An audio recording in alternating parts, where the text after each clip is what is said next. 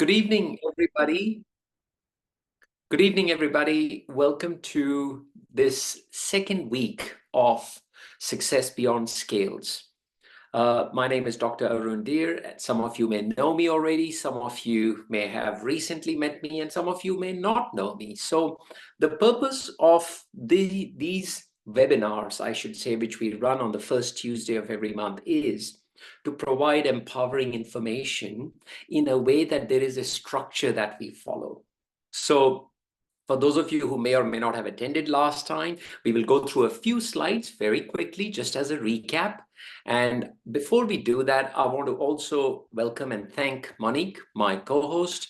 Monique is going to be fielding any questions that you might have, and we will have a sharp finish at 7:30. So with that in mind, can you just give me a thumbs up, just so I know that we are all excited on this journey towards health and wellness? It's not just about losing weight. So yeah, just a bit of a thumbs up will allow me to understand that, yes, we are all on the same page. Yes, beautiful. If I can just get a thumbs up from anybody, that'll be nice. Beautiful. Awesome. Thank you, guys. So let me just share my screen with you. And I'm hoping that everybody is able to see this screen.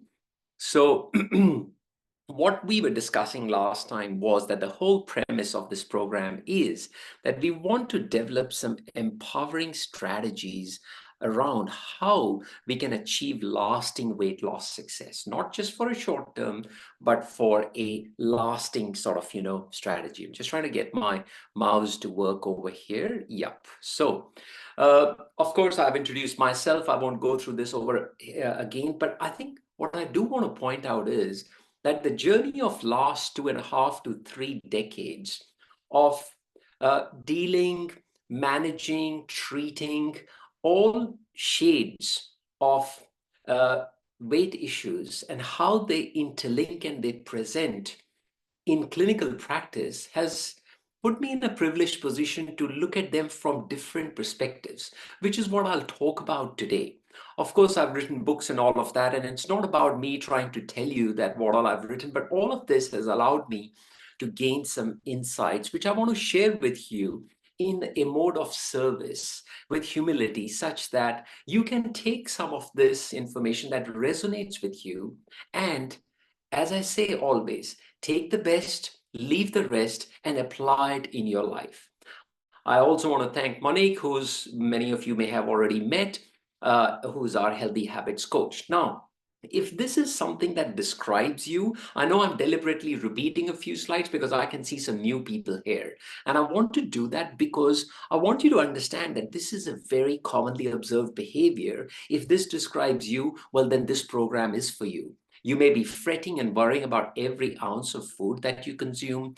Triple check the ingredients, wonder how much sugar is there. Is it fat-free? Cut out the carbs. I always hear this. Carbs are bad. Carbs are blamed and shamed all the time. You've tried various diets and it worked for somebody else, but it's come out somehow not working for you. And of course, you're checking the reviews on social and you're weighing in every day. Well, I can tell you, friends, if this is you, this is going to lead to burnout. This is going to lead to frustration and tiredness. You'll feel exhausted. I'm going to propose something which is different. I'm going to propose embracing that change that is wanting to seek out of you. And for change, we mean by change as positive change. But let's be clear, for things to change in your life, you'll have to change things in your life. Now, that's not a clever play on words, but what it is essentially driving home this essential message that we have to change for our world to change. So, I think the real challenge is not weight loss. We have discussed this. The real challenge is weight maintenance. And that's where your teachability index comes in. Teachability index is not something that I invented. It's an index which is telling us that what is your willingness to learn? And I can tell you, you are all willing to learn because you're showing up. Right? Just the fact that you're showing up at 7 in the evening when you could be doing n number of things that are more comfortable and convenient. Well, you decided to show up for this webinar. Well, I commend you for that. But what it has to be combined with is the willingness to create change.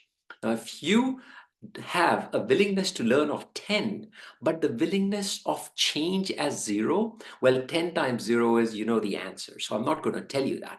So the more important thing is to understand, and this is a very brief recap of what we discussed last time, that individuals who have had weight loss challenge or weight issues in the past are unique. This is my understanding. It is not something which is there in a textbook or in a Bible or in the guide. No, I'm just sharing my views around here. This is how I view. There are physical challenges because after having had the surgery or the balloon, whatever you may have had, the stomach is smaller in size, there are swallowing issues, there may be malabsorption and dumping with individuals who may have had a gastric bypass. So these are unique aspects. There are mental challenges that make individuals with weight issues unique, such as past conditioning. You know how we are all wired differently. I hear this from patients who have had surgery and significant weight loss, is that they say we somehow still, when we go to departmental stores where we are buying clothes, we somehow land up finding ourselves in the extra large section, whereas we are now maybe just a large or a medium. Has anybody experienced this issue? Does anybody face that as an issue? Can I just have a show of hands, just so I know that I'm talking to an audience that can relate to it? Yeah, thank you everybody who has kind of, so I often say that it is, surgery has been done on the body, but the mind still has a lot of catching up to do.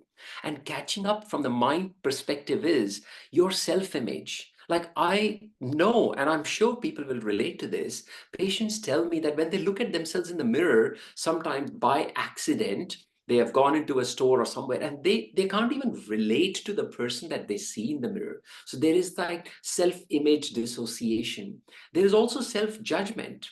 And I know that significant weight loss for one partner in a relationship can impact the relationship unless we are mindful of how to manage that. And I think the ultimate thing is about your own belief system about yourself. Do you look at yourself as a victim or as a victor? And these are the things that we will talk about. Besides this, emotional issues, again, very unique to any individual who may have experienced weight issues in the past. There are fears of weight regain. Almost every person who has done amazingly well from whether the balloon or the gastric weight loss surgical procedures says to me the same thing. They are fearful of regaining the weight. They are fearful of failure. All right. Well, if you're fearful of failure, well, this is the course, this is the webinar for you. Show up, which you all are, and I commend you for that. Triggers, blind spots. Now, we all have blind spots. Now, Sandra Lee has raised her hand. I might say, let's keep the questions to the end. But if you are just raising your hand to ask something, just type your questions in the chat box and Monique will take care of them and we can address them down the track. So blind spots are really around, what we don't know, we don't know. So sometimes you need somebody to be just a sounding board who can just tell you, hey, this is probably your blind spot, and maybe you need to navigate this a little bit better. And of course, when there is stress, when you're not in control of your environment, we all become stressed. And when we are stressed, we are not thinking from our creative brain or our mindful brain. We are thinking about from our survival brain, which means the cortisol hormone has taken over your decision-making process, and it's not interested in trying to find out whether you should actually look pretty and look good. No, it's survival time, right? It's time to eat and preserve yourself, to keep you comfortable. So those are the drivers. And I also bring up spiritual aspects because a lot of people might think, oh, what spirituality got to do with weight loss? Well, I'll tell you, it is how you look at yourself. Do you see that you are worthy? Are you worthy of a healthy, beautiful, energetic body? And I don't say beauty in the way of vanity or anything, but I say in the context of that inner beauty, that inner calm, that people feel that comfort in your presence. Have you had the ability of letting go and forgiving people in your life? And this is where resilience or a sense of purpose starts to come in, because in my estimation, if you do not have a sense of purpose in life, well, you don't have resilience, because anything will throw you off. And this is a deeper subject. I get it. I get it. But these are the ways how I have started to view the challenge is that many of the patients who come to seek my help, they come to seek my help just as a surgeon. Do the surgery, we'll go away. But I urge you, I implore you to look at deeper issues which are at the core. So with that sort of background in mind, my purpose of this presentation is really to provide you with a health optimization roadmap.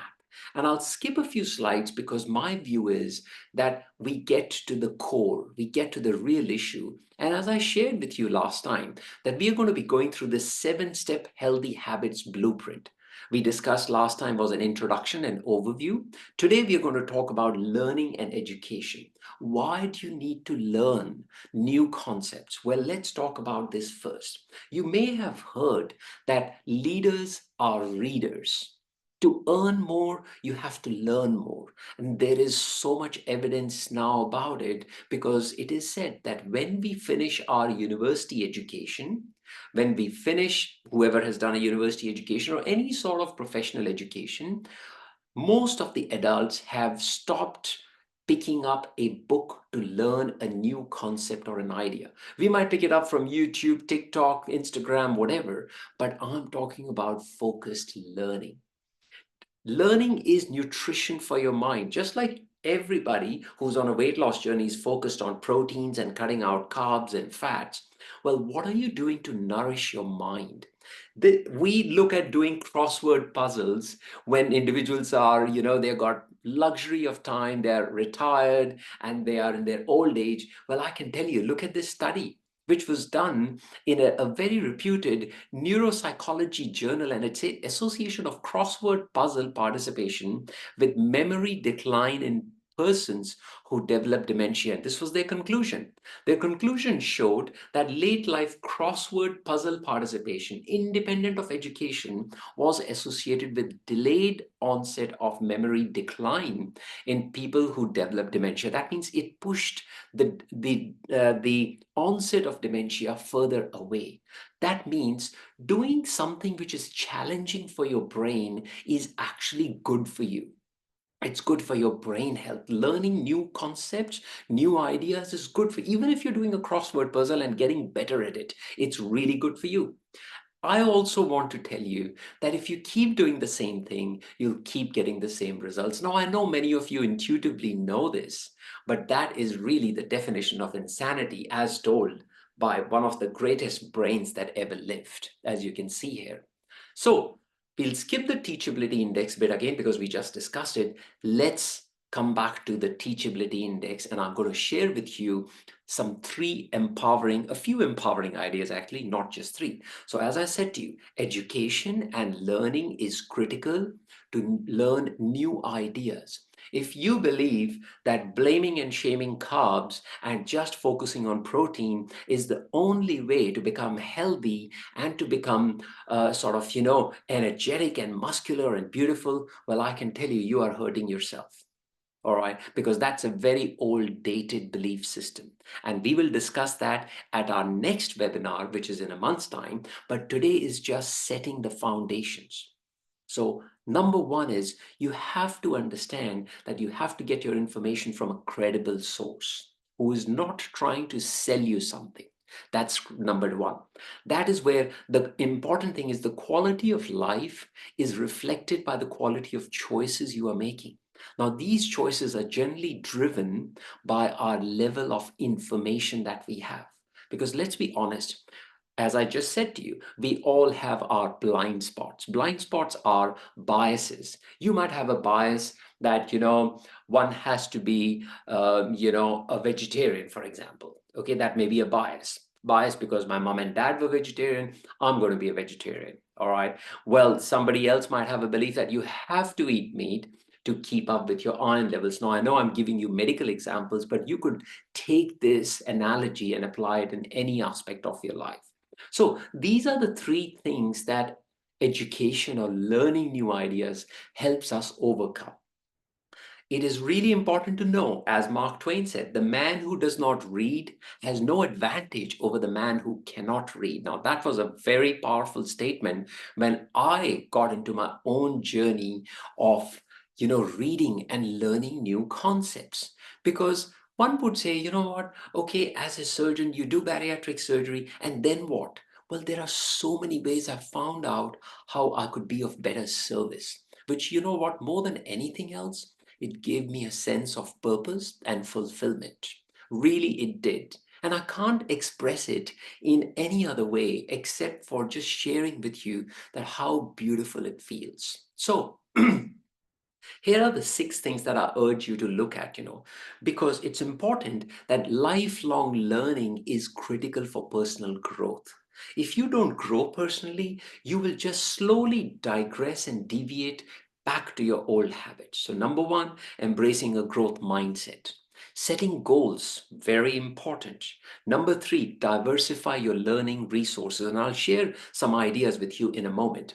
Also, very importantly, seek out some mentors and experts. I often say, build your circle of trust. The circle of trust is something which will allow you to engage with people who you can trust and then apply, as we just said in the teachability index. And, very importantly, share your knowledge. Don't force it on other people. I hear many people or many sort of patients who come, they said, oh, I want to do this, but my partner or my husband or my wife is not wanting to do it, because you are forcing the other person to do it. And I often say, you know what? Your job is just to be a role model. That's it. Let the other person be. You just work on yourself. So I hope this is making sense. I hope it is not overbearing, but I want to provide you with 3 ideas only. Just 3 ideas on how you can become a learner, somebody who is prepared to engage in actually changing their wiring, changing the circuitry. So, number one, make a commitment. Become a lifelong learner, and commitment is not something that is, yeah, okay, that you just decided right now. I want you to write it down in your journal, in your diary, that you read every day in the morning, just for 15 minutes. Pick up a book, any book that uplifts you. You will be surprised that how your brain will connect one concept with the other.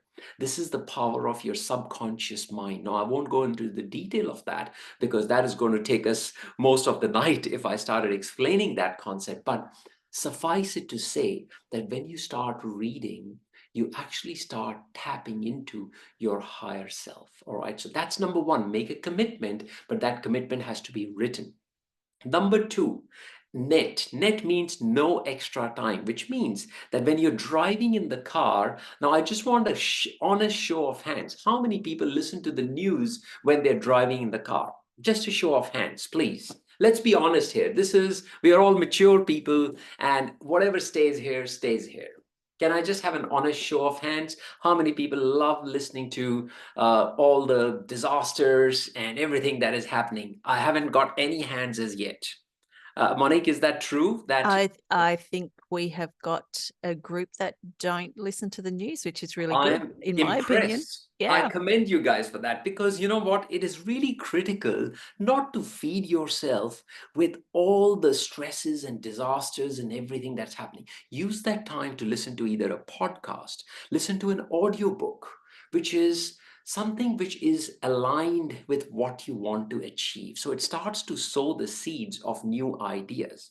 And the third thing, this is what I do personally, is every time I read a book, I summarize it in my own Word document on an iPad or a laptop or whichever way it's convenient for you. Because you know what? When you summarize something, which is you're writing it or summarizing it in your own words, well, I can tell you that is going to allow you to actually implant the seeds deeper, so you will remember it more, because we live in a distracted world, as you know. We can very easily read something and forget it within a few hours. So summarizing it actually allows you to actually put it in a way that you remember it. So I hope this is making sense. And goal setting is really important, and I would urge you to have a goal that actually drives you, because a goal without a plan is just a wish. And I always say the goal has to be written. If it is not written, sorry guys, it's just a wish. It may get fulfilled, it may not get fulfilled. But when you are really driven about a goal that you are excited about, not just that, oh, I want to become a number on a scale. Well, that is part of the goal, but the bigger goal is you want to enjoy that freedom that comes by being in a healthy body. You want to enjoy that confidence, that energy, right? Now that hasn't got a number, that's just a feeling. And I urge you to stick to that feeling. So I hope this is making sense.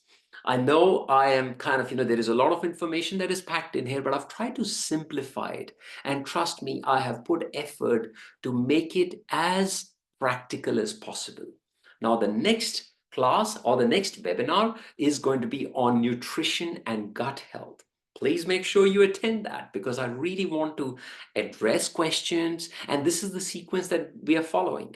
So I'm going to present to you some initial information, and then we're going to give you some empowering ideas about that place and how to implement it in your life. And then we take Q&As. So with that, I want to stop sharing my screen, and I would be very happy. I can see some comments and some in the chat box. Monique, I'm happy for you to kind of, relay anything that may be there. So I'm going to stop here, and guys, feel free, type in your questions, comments, whatever you may have, or anything else that you might want to add to the list of topics that we would cover in the future. So over to you, Monique.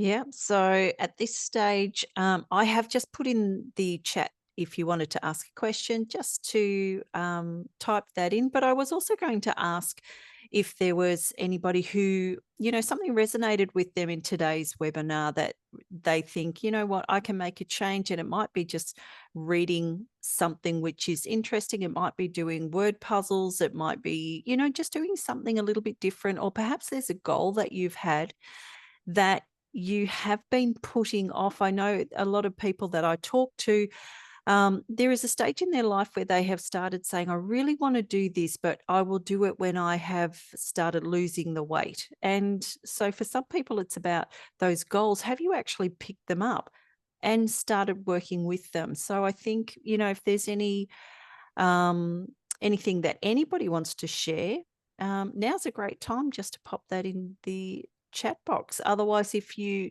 do feel like it is going to take a little bit of time to go through, you can even raise your hands and we can unmute and then you. I should be able to unmute you. So if you raise your hand. So is anybody a reader here? Does anybody like reading books, paper books, or do mostly people prefer audiobooks? Trisha's paper books. Oh, good. Yeah. Anybody else like the old-fashioned paper books? I'm like an old-fashioned person. I love holding a book in my hands. Yes. Oh, Trisha run a book club. Wonderful. Is that a comment, or sorry, I can't see anything? Okay. No, Trisha's saying that she runs a book club. So I Oh, think very that, nice. Very that's nice, really Trish. good. That's fantastic. And Yeah. can I ask, Trish, is it mostly fiction or non-fiction? I'm just going to allow Trish to talk. So if you wanted to unmute yourself, feel free to join in. Otherwise, if you do want to type, we're okay with that too. No, that's fine. Can you hear me? Absolutely. Yes. Yeah. So it's actually a bit of a mixture, actually. So because there's about 10 members, each of them have a turn in choosing a book.